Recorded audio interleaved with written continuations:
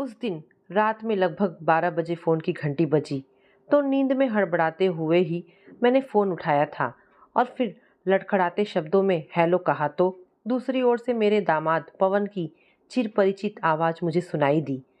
मैं पवन बोल रहा हूँ सासू माँ।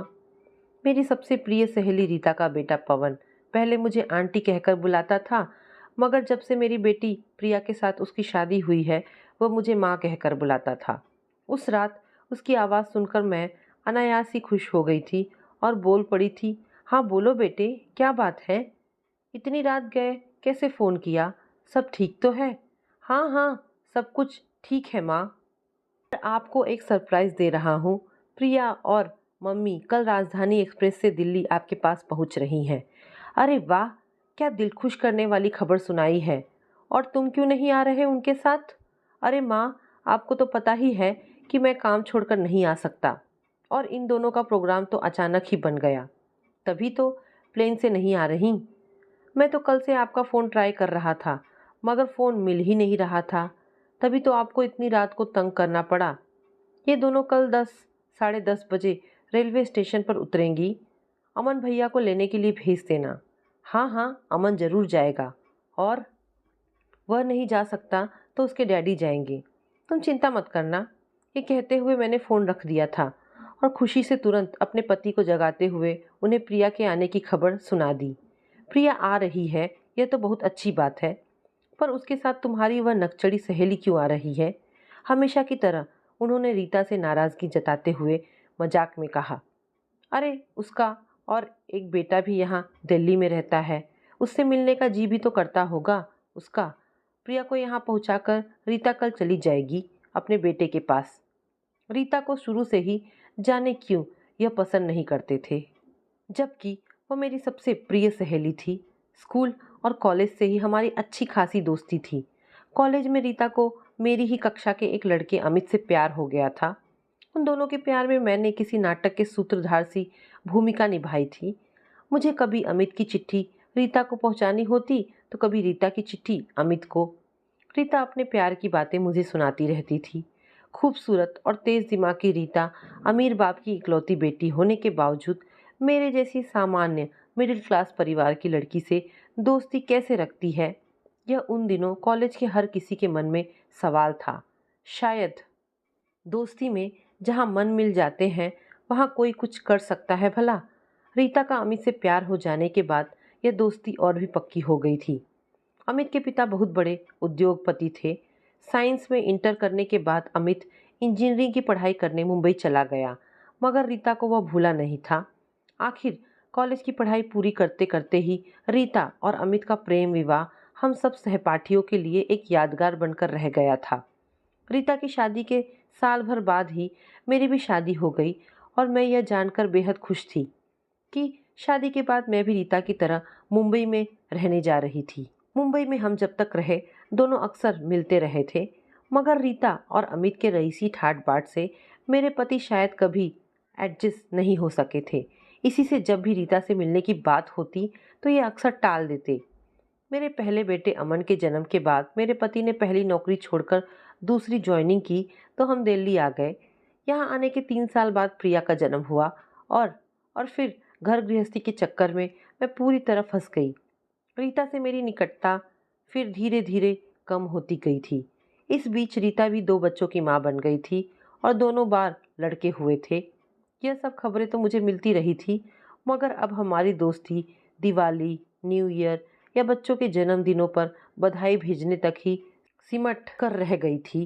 प्रिया को मुंबई के एक कॉलेज में एमआरए में एडमिशन मिल गया और वहीं उसकी मुलाकात पवन से हो गई। पहली मुलाकात हुई, फिर दोस्ती हुई और फिर ठीक रीता और अमित की तरह प्रिया और पवन का प्यार भी परवान चढ़ा था। मुझे धुंधली सी आज भी याद है, जब शादी तय करने की बारी आई थी तो सबसे पहले रीता ने ही शादी का विरोध किया था। कुछ अजीब से अंदाज में उसने कहा था, शादी के बारे में हम 2 साल बाद सोचेंगे। मैं तो उसके मुंह से ये सुनकर हैरान रह गई थी। रीता के बात करने के तरीकों को देखकर गुस्से में मैंने ही झट से कहा था, तूने भी तो कभी लव मैरिज की थी, तो आज अपने बच्चों को क्यों मना कर रही है? इस पर बड़े ही शांत स्वर में रीता बोली थी, तभी तो मुझे पता है कि लव और मैरिज ये दो अलग अलग चीज़ें होती हैं। ये दर्शन शास्त्र की बातें मत छाड़। तू सचमुच बता, क्या तुझे प्रिया पसंद नहीं है, या फिर हमारे परिवारों की आर्थिक असमानताओं के लिए तू मना कर रही है? नहीं नहीं, ऐसी कोई बात नहीं है। दरअसल मैं शादी का विरोध नहीं कर रही हूँ। मैं तो सिर्फ यह कह रही हूँ कि शादी 2 साल बाद करेंगे। लेकिन क्यों रीता? पवन तो अब अच्छा खासा कमा रहा है और प्रिया की पढ़ाई खत्म हो चुकी है। फिर अब बेकार में 2 साल रुकने की क्या ज़रूरत है? यह मैं तुम्हें आज नहीं बता सकती, और पता नहीं कभी बता भी पाऊंगी कि नहीं। हम सब तो चुप हो गए थे, लेकिन पवन और प्रिया दोनों ठहरे आज के आधुनिक विचारों के बच्चे। ये दोनों कहाँ समझने वाले थे।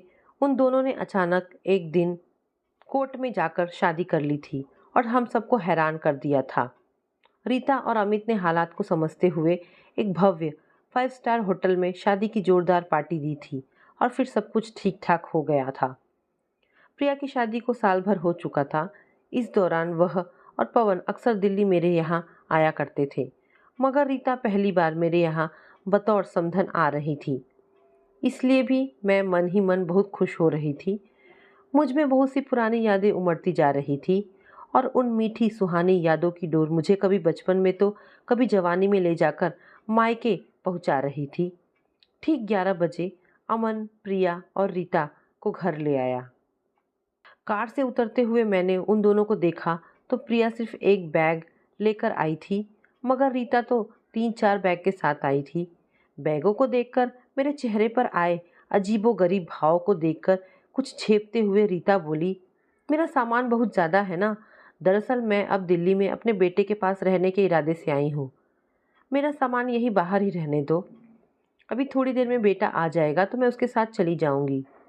मेरी प्यारी समधन जी, आप हमारे घर अपनी इच्छा से आई हैं, मगर जाएंगी हमारी इच्छा से, समझी? अब ज़्यादा नखरे मत दिखाओ और चुपचाप अंदर चलो, मैंने रीता से मजाक करते हुए कहा था। तो मेरे बोलने के अंदाज से वो बहुत खुश हो गई और मेरे गले लगकर पहले की तरह हंसने बोलने लगी थी। खाना खा लेने के बाद हम सब कुछ देर तक गपशप करते रहे। प्रिया अपने डैडी से अपने काम की बातें करती जा रही थी। प्रिया की बातों से प्रभावित होकर अमन भी अपनी छोटी बहन से सवाल पर सवाल पूछता जा रहा था। कुछ देर तक उन तीनों की बातें सुन लेने के बाद मैं रीता को लेकर अपने कमरे में चली गई थी। कमरे में जाकर हम दोनों जब पलंग पर लेट गए तो मैंने सोचा कि हम दोनों एक साथ होते ही पहले की तरह अनगिनत बातें शुरू कर देंगे और बातें करने को समय कम पड़ जाएगा, लेकिन ऐसा हुआ नहीं था। क्या उम्र के तकाजे ने या बदलते रिश्ते ने हमारे होठ सील दिए थे? मैं सोचने लगी कि रीता बड़े धीर गंभीर और संयम स्वर में अचानक बोली थी, मैं तलाक ले रही हूँ। क्या? कहते हुए मैं पलंग पर उठकर बैठ गई थी। हाँ रीना, यह सच है। तुम्हें कहीं बाहर से खबर मिले और फिर तुम लोग परेशान हो जाओ, इससे अच्छा है कि मैं ही बता दे रही हूँ। इसलिए पहले मैंने प्रिया व पवन की शादी 2 साल बाद करने की बात कही थी। सोचती थी कि बेटे की शादी के बाद यह सब अच्छा नहीं लगेगा, लेकिन अब मुझसे सहा नहीं जा रहा। अब मैंने अपना पक्का मन बना लिया है।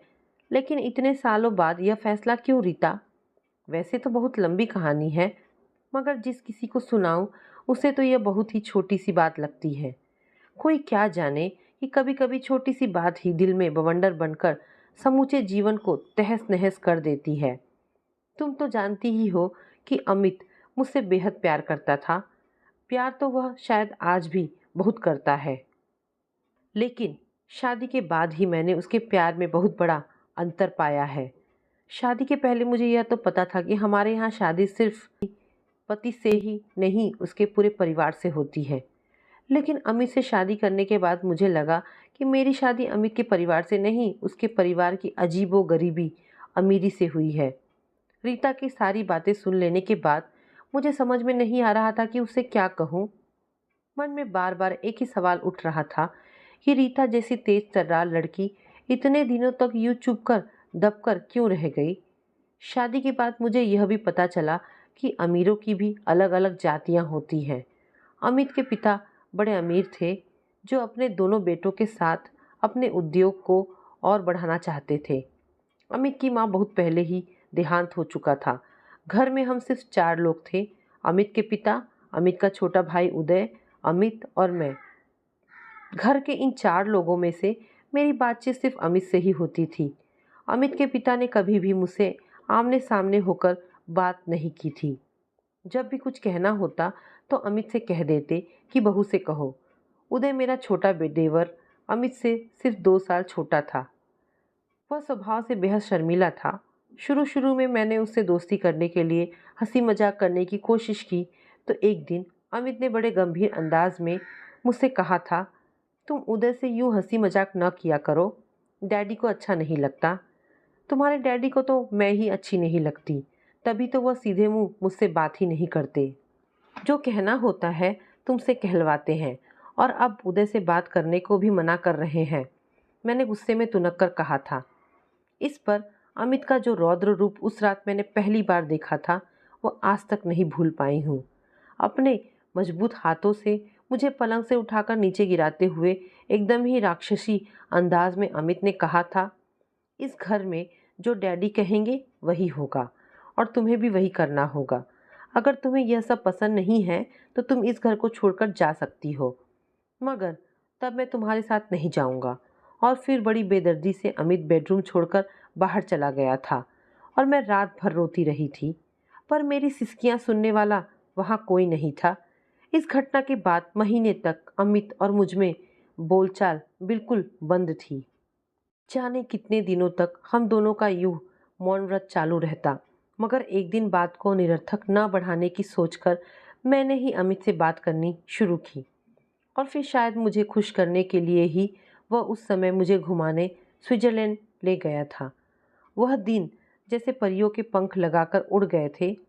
वापसी में मैंने ही अमित से कहा था, सोचती हूँ कुछ दिन माँ से मिलाऊं।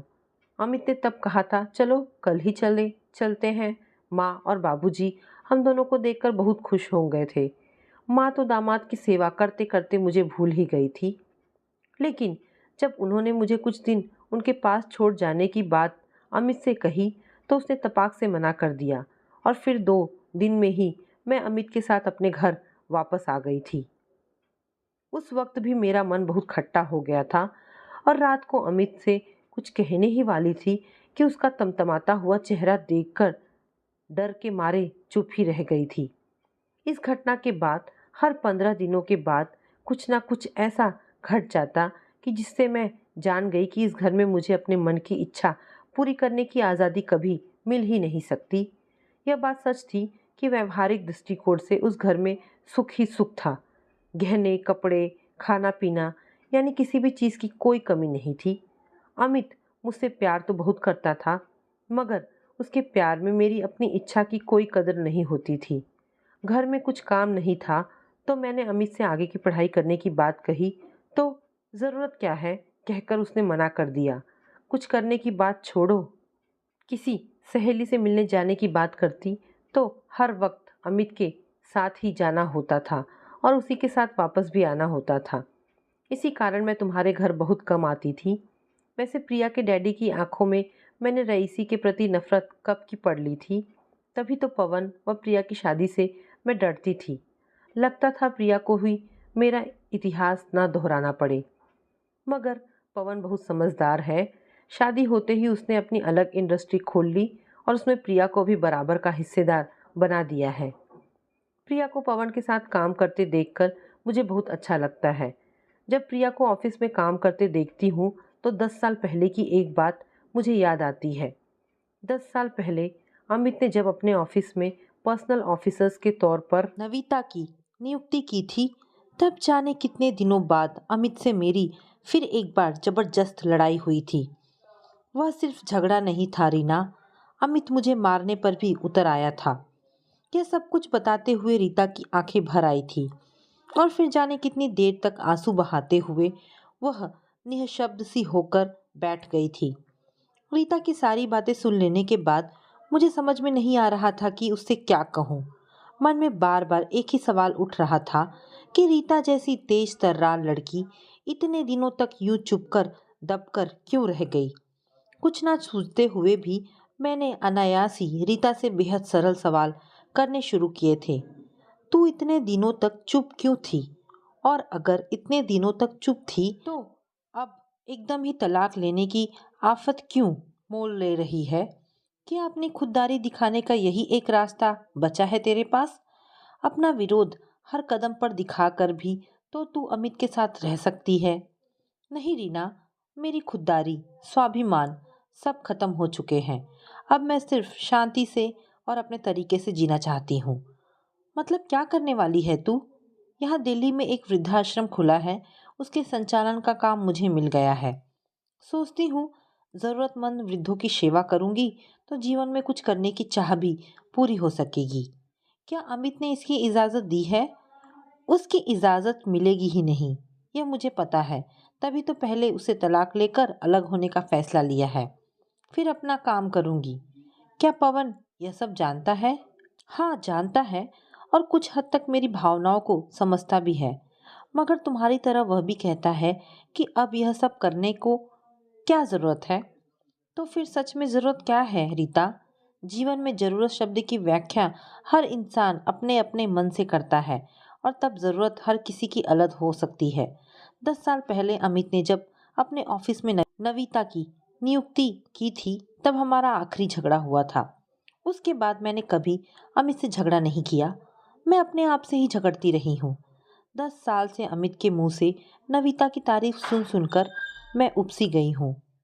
मैं जानती हूँ कि इसमें मेरी स्त्री सुलभ ईर्ष्या भी हो सकती है, लेकिन सच तो यह है कि अमित के मुंह से नविता की तारीफ सुनकर मैं हैरान होकर सोचती हूँ कि एक इंसान इस तरह अलग अलग हिस्सों में अलग अलग बर्ताव कैसे कर सकता है।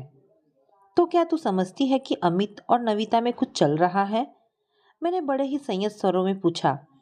कुछ देर तक तो रीता चुप रही, फिर बड़े ही अटपटे से स्वर में बोली, मैं दावे के साथ कुछ नहीं कह सकती, मगर यह सच है कि अमित का अधिकतर समय अब उसके साथ ही बीतता है। मैं यह भी नहीं कह सकती कि अमित का मेरी तरफ ध्यान ही नहीं है। वह आज भी मेरी हर जिम्मेदारी को पूरा करता है। त्योहारों में मुझे गहने व साड़ियाँ दिलाना, मुझे पार्टियों में ले जाना, यह सब कुछ पहले की तरह ही चल रहा है। क्योंकि अमित के जीवन में मैं आज भी बीवी नामक ऐसी चीज हूँ जिस पर कानूनन अमित का ही अधिकार है। लेकिन रीना, अब इस तरह सिर्फ एक कानूनन हकदार चीज बनकर रहना मेरे लिए नामुमकिन हो गया है। और दोनों बच्चों के बारे में तुमने क्या सोचा है? बच्चों का सोचते सोचते ही तो अमित के साथ 30 साल गुजारे रीना। अब बच्चे बच्चे नहीं रहे, उनके जीने के अपने अपने तरीके हैं, उन्हें अपने तरीके से जीने दे। बेटे ने भी अपनी शादी तय कर ली है, और उसकी शादी होते ही मैं मुक्त हो जाऊंगी। जब भी बच्चों को मेरी ज़रूरत होगी, मैं उनके पास जरूर हो आऊंगी। उम्र के इस पड़ाव पर आकर अचानक इस तरह का निर्णय लेने से तुझे डर नहीं लगा? नहीं रीना, अब सच में डर नहीं लगता। जीवन भर मैंने जो मानसिक यातनाएं भोगी हैं, उन्हें अब दोबारा बहू बेटों के सामने भुगतने से डर लगता है। और इसी में अब मैं निर्भय होकर जीना चाहती हूँ। रीता की कहानी सुनकर मैं कुछ देर तक तो निशब्द सी बैठी रही। फिर रीता को गले लगा लिया और बोली, तेरे इस निर्भीक फैसले पर मुझे गर्व है रीता। तेरे इस अनोखे निर्णय में तेरी यह सहेली हमेशा तेरे साथ रहेगी। जब कभी किसी चीज की जरूरत पड़ेगी तो बेहिचक मेरे पास चली आना। समधन समझकर नहीं, अपनी प्रिय सहेली समझकर।